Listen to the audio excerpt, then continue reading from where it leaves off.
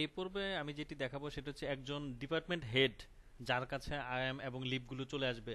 একজন department head কিভাবে তার অফিস কলিগের লিভগুলো এবং আইএমগুলো অ্যাপ্রুভ করবে সেই সিস্টেমটি। এখানে দেখতে পাচ্ছেন যে লিভ এবং আইএমের দুটো মেনু আছে। ধরুন লিভের একটি অ্যাপ্রুভ আমি এখন করতে যাব, লিভের ভিতরে যাব, একটা মেনু আছে লিভ অ্যাপ্রুভাল। এখানে ক্লিক করলে কোন কোন এমপ্লয়ি লিভের জন্য অ্যাপ্লিকেশন করে রেখেছে সেটি এই বক্সে চলে আসবে। যেমন আমি এর আগের পর্বে আপনাদেরকে দেখাইছিলাম যে রাজ্জাক একটি লিভ অ্যাপ্লিকেশন করেছিল, সেটি এখানে চলে আসছে।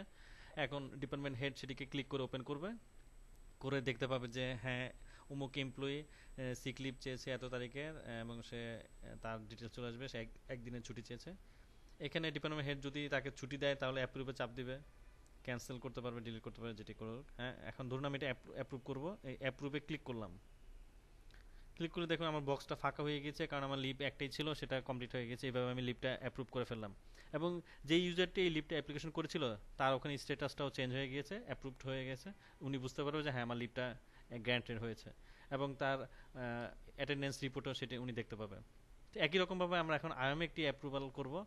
দেখুন এখানে ভিউ আইএম অ্যাপ্রুভাল লিস্ট, এখানে ক্লিক করলে একই রকম একটি এমপ্লয়ি আইএম এর জন্য অ্যাপ্লাই করে রেখেছে, এটি গ্রুপ যিনি হেড আছে উনি খুলবে।